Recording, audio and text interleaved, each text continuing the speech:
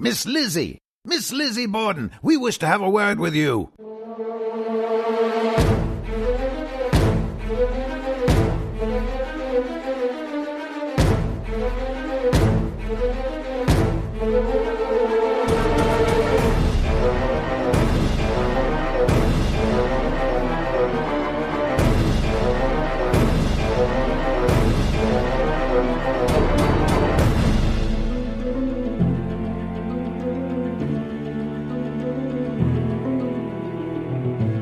Letter written in ink.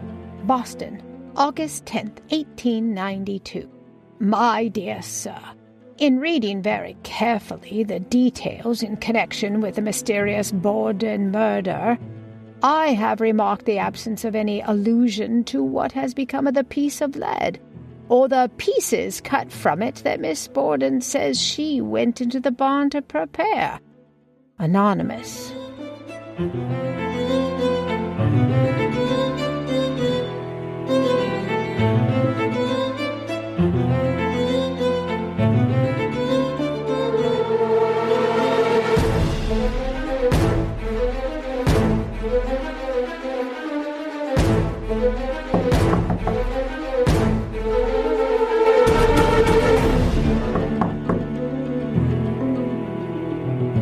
Where are you going? An hour or more after the murder was discovered, two of the officers dispatched to the scene undertook to make a search of the house. They looked over the first floor to some extent and then started upstairs. Lizzie Borden became aware of their efforts, and as they reached the door of her room, she stepped boldly in front of the officers, exclaiming, You are not going into that room. "We are going to search this house in your room," replied the officers. You have no right to enter my room, and I tell you, you shall not. You are not going into that room. Said Lizzie, as she turned the key in the lock and stood determined in front of the door. There's nothing there. "We desire to search that bureau and the closet in that room." You are not going into that room. "Don't you interfere." You have no right to enter my room, and I tell you, you shall not. There is nothing there. "Don't you interfere. It will be better for you, Miss Borden, to let us make the search." There's nothing there. Lizzie thereat became furious Where are you going? and barred the officers' progress, repeating with bold determination her declarations that they should not enter. You have no right to enter my room, and I tell you, you shall not. There's nothing there. You have no right. Her boldness of front astonished the officers, so that they did not really know whether they had the authority or not to prosecute the search. Finally, they became convinced that they had made an unauthorized move,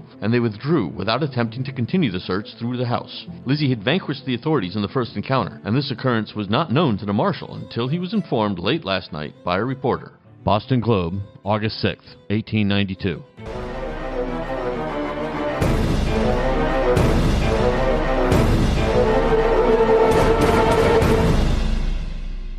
Miss Borden! Miss Borden! Miss Lizzie Borden!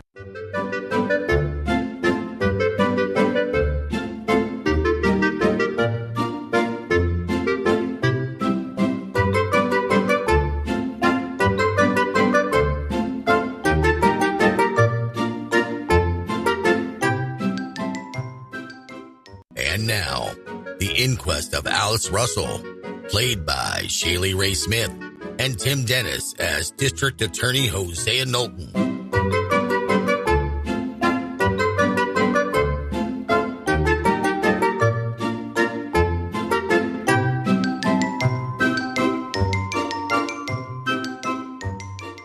What is your name? Alice M. Russell, Where do you live? 33 Borden Street. How far is that from the Borden house? It is the next square. Between 2nd and Main Streets. Yes, sir. Borden Street is the next street. You were well acquainted with the Borden family, all of them. Yes, sir. Was it at your house Miss Lizzie was visiting the night before? Yes, sir. Spent the evening there. Yes, sir. When did she go home? I think about 9 o'clock.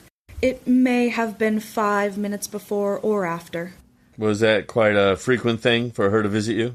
She has done so more this summer because she has not had quite so much outside work, but we have always visited, been friends. Have you visited there a great deal?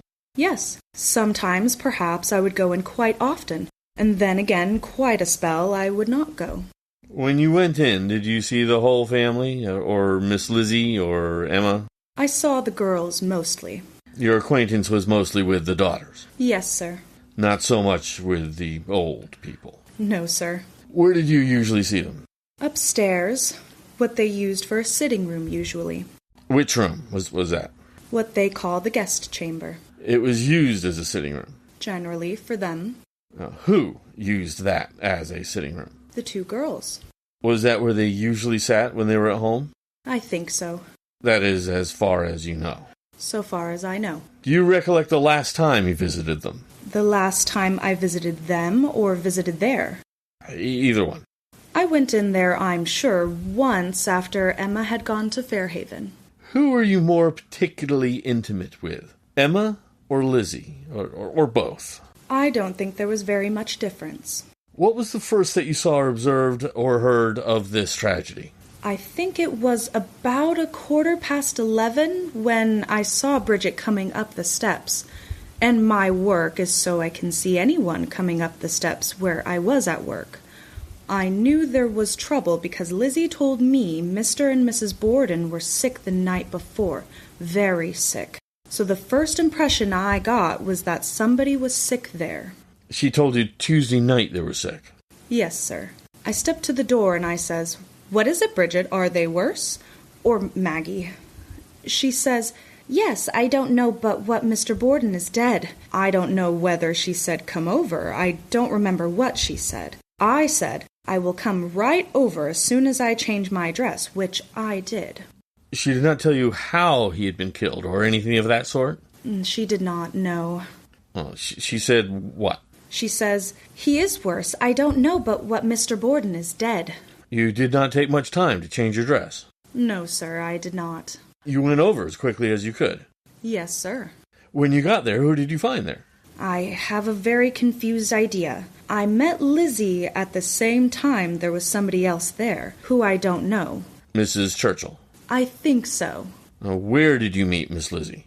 I think about the threshold of the kitchen door, where the screen doors... No, I think the kitchen door. From the hall into the kitchen? I think so. You found the screen door unfastened and went right in? Yes. Did Maggie go back with you? No, she went ahead of me.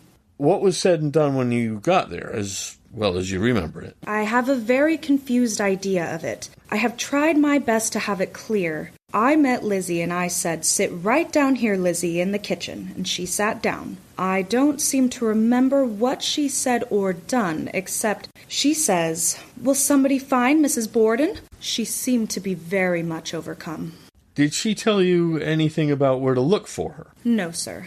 Then I remember of Maggie and Mrs. Churchill starting. And Maggie says, "Oh, I can't go through that room." Dr. Bowen says, "Get me a sheet and I will cover Mr. Borden over."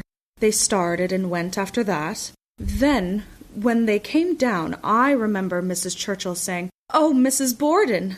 Whatever she said or did gave me that impression that she had gone too. I did not know either of them were murdered. I supposed it was from the impression of the poison that I had in my mind. When did you first learn that they were murdered? I got Lizzie into the dining room, onto the dining room lounge, and we were there. I don't know how long when her uncle came in. That is Morse? Yes, sir. And something he said about their being murdered, and looked up to her. What kind of God have we got that will permit a deed like this to be done? Then it dawned on my mind that it was cold-blooded murder.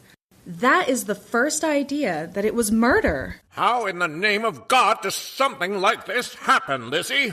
You did not see Morse until he got into the room where Lizzie was? No, I had not seen Mr. Morse for years before. That room, where you were with Lizzie, was what room? The dining room. The first room I was in was the kitchen. The sitting room was where the murdered man was? Yes, sir. Who was with you and with Lizzie? In the dining room, I don't think there was anyone. No one in the dining room except when Mr. Morse came in. What did you find Lizzie's appearance and condition to be when you got there? Dazed. I suppose she made no talk at all, excepting what you have said. I don't know what she said. She said something. I says, "Lizzie, don't talk." "Father is dead. Father is dead," was all she could say as she was being soothed by the women attending her. Lizzie has passed through almost all stages of fright and grief, and was at that dull and dangerous state of semi-unconsciousness where she gives no sign of sorrow, but simply lies motionless on her pillow with her eyes closed. Boston Herald, August 5th, 1892. When you found her, she was in the kitchen, you say? Yes, sir. She went with you then into the dining room? Yes, sir. How long did you remain there with her? Remain where? In the dining room. I haven't any idea. Where then? I don't know whether I suggested or who suggested her going upstairs, but I know she went upstairs. Did you go up with her? I don't remember that. Were you upstairs? Yes, sir. I was up there. I think if I did not go with her, I must have been there very soon after. Did she go straight to her room, so far as you remember? Yes, sir. I don't know what I was doing, but I came into the room and found her fastening a pink wrapper on. Did she change her shoes or stocking? No, sir. She could not have done that. I was not out of the room long enough. Did you remain there with her? Where and how long? How long did you remain there with her in her room after she got to her room? I don't know. I think she sent me down. I don't remember. I can't tell it. I know she made this remark when she said it. I don't know. Something about an undertaker. She says, if they have to have an undertaker, as I suppose they will, have Winwood. Did you stay until supper time or anything like it? What do you mean? In the room? I was in and out of the room all afternoon. She remained in the room? Yes, so far as I know. When you did finally go home and leave the house, somewhere near supper time? No, I don't think so. I went home near 6. I don't know. It seems to me it was daylight, because I remember somebody stepping up to me and walking over home with me. You don't mean the next morning? No. I remember one of my old friends walking down with me, and my excusing myself and going upstairs. It must have been before dark. Had Emma got there before you went home? Oh, yes. Who did you leave Miss Lizzie with? What do you mean? In the house? She remained in her room, as I understood you. Yes, sir. I don't know who I left her with, but I think Mrs. Holmes and Emma.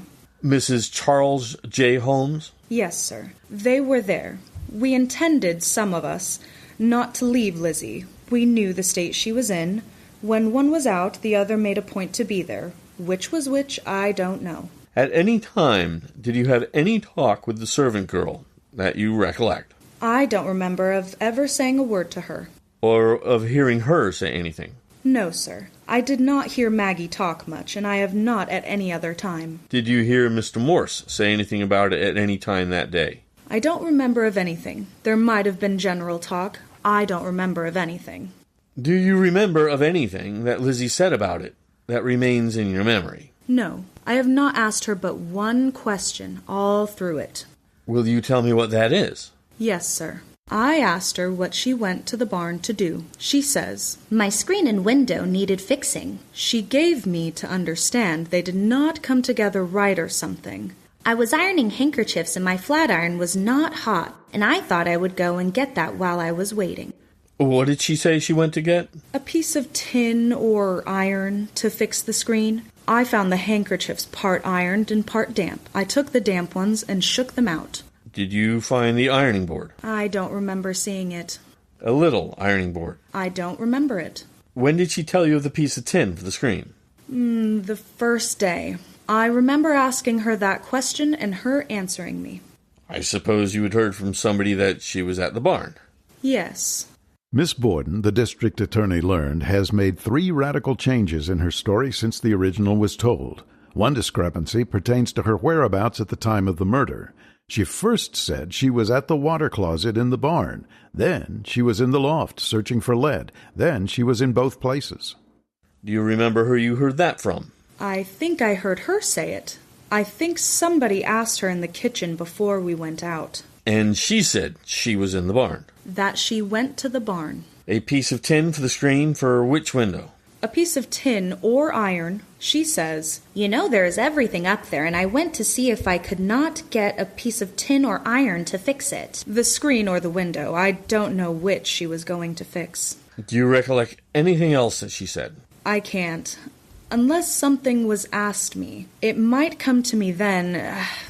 I can't, as I'm trying to tell you. And now, we bring you the expert testimony of Dr. Edward Wood, professor of chemistry at Harvard Medical School, on the autopsy analysis of the stomach contents of Andrew and Abby Borden, for prussic acid, otherwise known as HK337.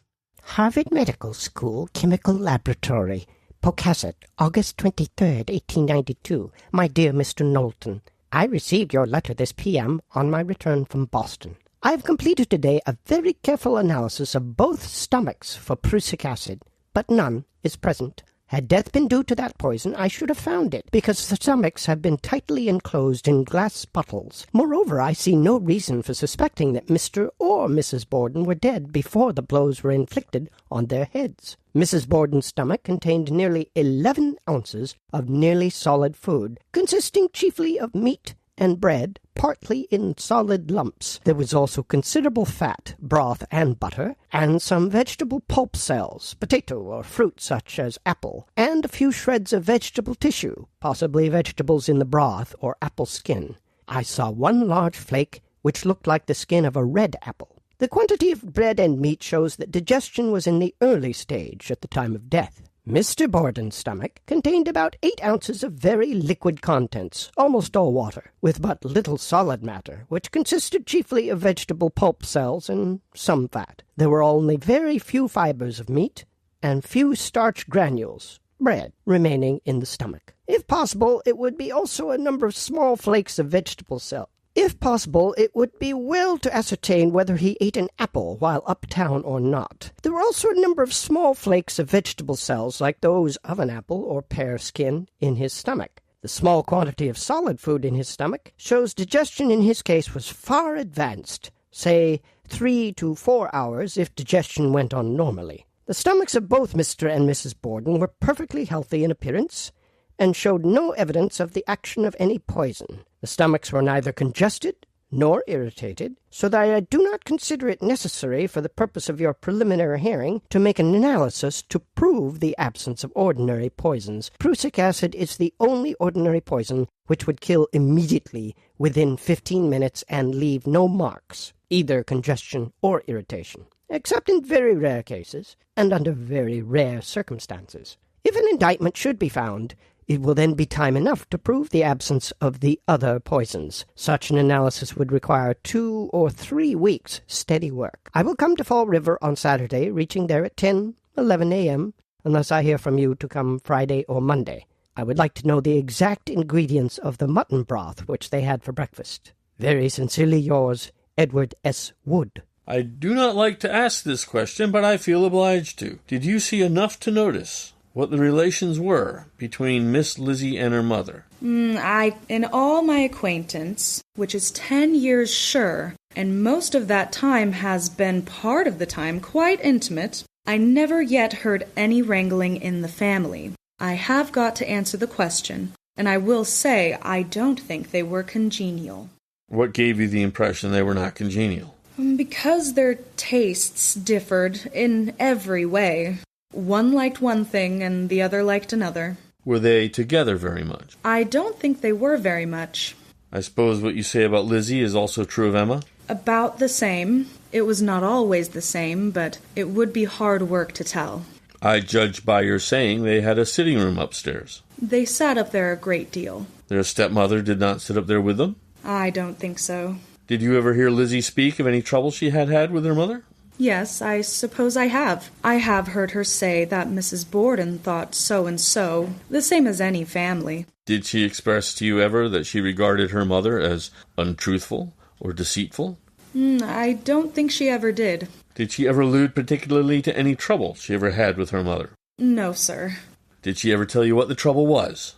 Nothing further than she was a stepmother. The whole thing, as far as I could see, that an own mother might have had more influence over the father. It was the father more than the mother. What do you mean? The father was the head of the house. They had to do as he thought. Mrs. Borden did not control the house. The whole summing up of it was that. Were her relations with her father cordial? So far as I know, I never saw anything different. Were they congenial? I should not suppose they would be, knowing their different natures. The different nature of the father and mother and Lizzie? Yes, each of them. What was the difference in their natures? Mr. Borden was a plain living man with rigid ideas and very set. They were young girls. He had earned his money, and He did not care for the things that young women in their position naturally would, and he looked upon those things. I don't know just how to put it. He did not appreciate girls. No, I don't think he did. Their ideas were more modern than his with regard to the way of living, do you mean? Yes, sir. How did you get this? From the girls' talk or what you observed? From what I observed, everybody knew what Andrew Borden's ideas were. He was a very plain living man. He did not care for anything different. It always seemed to me as if he did not see why they should care for anything different. Did they complain about it? Yes. They used to think it ought to be different. There was no reason why it should not be. They used to think it might be different. Lizzie or Emma or both? Both. There never was any wrangling between them? No, I never heard any. They had quite refined ideas, and they would like to have been cultured girls, and would like to have had different advantages, and it would be natural for girls to express themselves that way. I think it would have been very unnatural if they had not. He did not give them the advantages of education that they thought they ought to have had. I don't know, as it is just that. But people cannot go and do and have unless they have ample means to do it. We pause this interview for a quick letter written to Prosecutor Hosea Knowlton about an unusual murder weapon. Cooley Hotel, Springfield, Massachusetts. District Attorney Knowlton, New Bedford, Massachusetts. Dear Sir, you may remember that I wrote you from here several months ago suggesting the flat iron theory as a probable weapon in the Borden murders, if done by Lizzie. By an odd coincidence, I am here again to hear the report of the verdict, not guilty, for the reason that you could not make any connection of the hatchet or axe theory, either with Miss Lizzie or with the wounds. Miss Lizzie was inseparably connected with the Flatirons by her own words or statement at different times, and by Bridget and Miss Alice Russell when asked on the stand, "What else did you see in the cupboard besides a part of the old dress?" Answered, "Flat irons." Flat irons all but spoke to you in this case, but having ears you did not hear, and justice is buried with the old people. It only remained for you to connect the flat irons with the wounds to make Lizzie's conviction certain. The testimony of these doctors, the nature of the wounds, the different dimensions of the cuts, the one-sided bevels, the breaking in of the skull, the number of blows, a small percentage of which went through, the triangular cut, etc., etc. Although this testimony was given by the medical men laboring under the delusion of the hatchet theory and trying to confirm it, satisfies me that if the flatiron theory had been given due consideration, the veil would have been lifted from the mystery. Of course, it is too late now, although there is probably evidence of blood on a flatiron that a chemist could find around the Borden house now. And until it is established, there is danger of somebody else being hung for those murders. Some crank by confession or other person by force of circumstances to develop. Yours truly, Observer. Which stairway did she go up when she went to her room? The front stairway. Do you remember of Lizzie going into the room where her father lay dead after you got there? No, sir. We had to pass through. Did you go into the hall? We had to. And we had to go through the sitting room, and we went right so. That is all she was in the room, I am positive of, until he was removed. Passed through the corner? Yes. Did she go into the room where her mother was? No, sir. This is an inquiry in which every person is interested, to get at the bottom facts. Is there any other I have not asked you about, which you know is material to the question, that you have not stated? Can you tell me anything else concerning this matter that you have not already done? It is as much your duty to tell as it is mine to ask. Well, I am in a much better condition to tell it than I have been. That is one reason why I postponed it as long as I could. Is there any other fact that you can tell me that you have not told me? The morning of the funeral, I went out to do some errands, and when I came back, my hair was tumbled, and I took my dress waist off and combed my hair.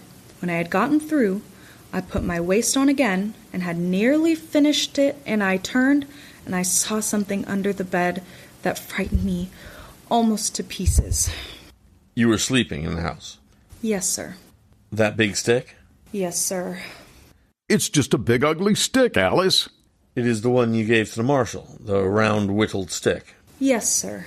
Had you been sleeping in the house every night? You slept there that night? Yes, sir. That is what frightened me so much. It was in my room. That was the room Mr. and Mrs. Borden occupied? Yes, sir. I occupied that when I was there. When you went into the daughter's room, did you have to go downstairs and come up? You don't have to if the other side was unlocked. After the tragedy, was it unlocked so you could go through? Yes, sir. It was open then? Yes, sir. After the tragedy, the door was unlocked? Yes, sir. So when you wanted to go to Lizzie or Emma's, you went in through? Yes, sir. When did you first see that stick? I think between 9 and 10. I don't think I could have been gone longer than that. It was not while you were at the funeral? No, sir. When I came back, my clothes were there, my dress was there. I went into this room I had occupied to change my dress and turned when I saw it. Where was it exactly? At the head of the bed. Under? Yes, sir. How much in sight? So that I saw it as I turned. Had it been there before? I had not seen it before. Had you done what they say women do? No, I had not done that. Had not looked under the bed? No, sir. So it may have been under the bed all the time? Yes, I think in my frightened condition, as I look at it now, it might have been there. Then I was terribly alarmed because I felt as if in some way it implicated me. As much as it implicates me, just about. Yes, as I look at it now. When you saw it, it was plainly visible? Yes, I saw the end of it. How much was it out? Indicate by your fan. It was not out from under the bed at all. I could see a little ways under the bed. It had no flap hanging down, a modern French bedstead. It was not a French bedstead. It had no valance. You would have been likely to have seen it before, then, if it had been in the same place. I thought so. Did you ever find out what it was? I think it was something that her father had kept in the house. Who told you that? I told it to Detective Hanscombe, and he asked Emma. I don't think the girl knew anything about that I found it. But wait, there's more. Fall River, September 8th, 1892, to H.M. Knowlton, Esquire, Dear Sir. Not knowing Marshal Hilliard's whereabouts, I forward this to you. The Fall River Daily Globe has another story of a letter sent by Lizzie Borden to her friends at Marion. They claim that without any introduction to or comment upon, the following sentence appears. Quote, "When I come, I will chop all the wood, for I have a new, sharper axe." Unquote. To this I would not pay much attention, but my informant told me he thought the Globe could and would produce the letter. Tomorrow or in a few days, a representative of Fall River Globe is to call on you and state the facts of the above.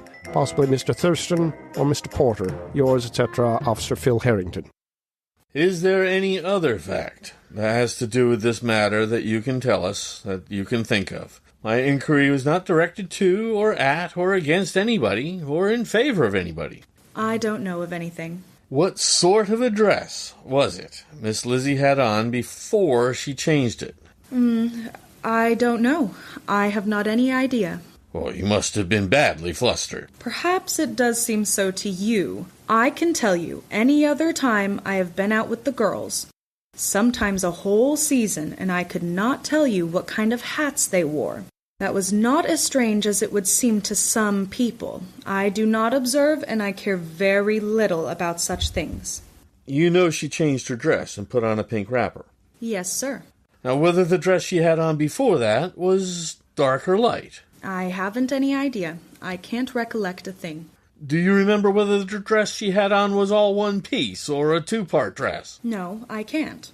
A different skirt or different waist? No, I can't. You spent the night there? Yes, sir. Where did you sleep that night? The first 2 nights I slept in what was Mr. and Mrs. Borden's room. The next 2 nights I slept in what was Emma's room. After you found that stick, you changed? No, that did not make me change. You did change after that? Yes. Saturday I found the stick. Did you have occasion to go downstairs with Miss Lizzie that night? Yes, sir. The first night? Yes, sir. For some purpose connected with her sickness? It was just wash water. Water we had been using for bathing that afternoon. She started to get it out of the wash bowls, and I said, "I will go down with that." She says, "I will go if you will go and hold the lamp." I went down with her and she emptied it. Then she went into the laundry and rinsed out the pail. I stood at the door and held the lamp. Where was this? Down cellar. What time of night was that? Was it In the night? Oh, no. Before we had gone to bed. How did you get downstairs that time? Do you remember? We came through the sitting room then, because the bodies had been put into the dining room. The bodies had been moved then? Yes, sir. It was before you had gone to bed? Yes, sir. You were both dressed? Yes, sir. So far as I can remember. I was anyway, and I think she was. Do you know what became of the dress that she did take off? I supposed that she hung it up in the wardrobe. You did not notice? No, sir. When I came up, her dress was fastened and she was tying the ribbon. She had already changed the dress? Yes. They kept coming and interviewing, and I suppose she wanted to get into a respectable appearance.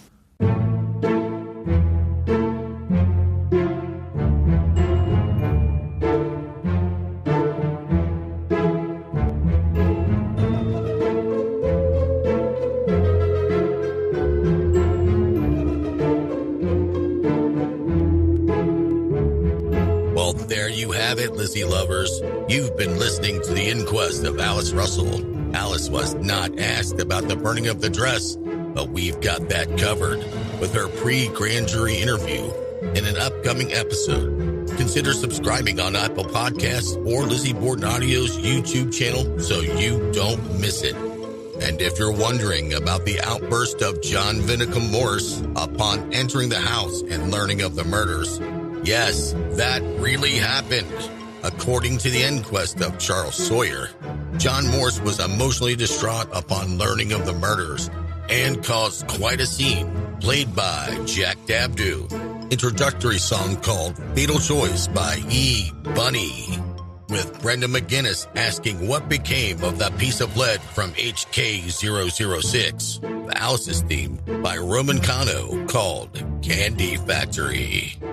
Shaylee Ray Smith as Alice Russell, Tim Dennis as the salty district attorney, Hosea Knowlton, Irish police officer, and other narration played by radio and DJ star Jack Cohn. Lizzie bars the officers was from an article in the Boston Globe, August 6, 1892, from the book From the Unpublished Files of Lizzie Borden's defense attorney, Andrew Jackson Jennings. Tanya Montoya as Lizzie Borden, and Tim Dennis as Officer Harrington. I bet you never heard that scene before.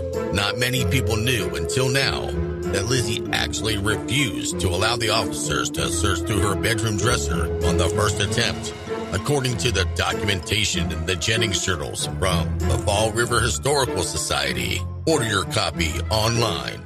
Dr. Wood was played by David Loftus. HK 337 on Flatiron Theory, written to Hosea Knowlton before or during the trial, as it was never dated, played by Jack Dabdoo from Staten Island. And Lizzie chopped wood, HK 065, with her new sharper axe. Selected from The Knowlton Papers, published by the Fall River Historical Society. With music by Elena Nomova, called Spooky Waltz, played by David Loftus.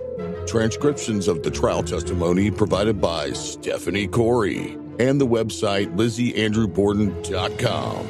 Podcast creator and writer Courtney Kosak has a new podcast called The Bleeders, designed for writers that want to write and get published. Courtney interviews some of the top people in the industry like authors, agents, and marketers on how to write and sell your book. She's got you covered with a podcast, a Substack, and a YouTube video. We can't get enough of Courtney, and neither will you. That's The Bleeders, a show for writers that want to learn all the secret hacks that attract eyeballs to your writing. Follow Courtney Kosak on X for the deals and steals that helped her get her show to #1 on Apple Podcasts. And thanks for being a Lizzie lover, Courtney, because we love you back.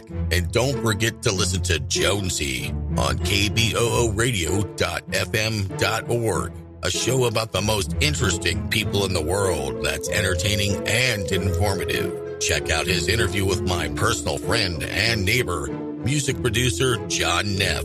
That's Jonesy. And thanks for being a Lizzie lover, Jonesy. Outro music by Ayahomi from Toontank's royalty-free music called Happy Halloween. Produced by Kate Lavender. Support the show by leaving a review on Apple Podcasts or subscribing to Lizzie Borden Audio on YouTube. Help us get to 500 subscribers. Thank you. I'm Don Sharp, and I'll see you in the next one, Lizzie lovers.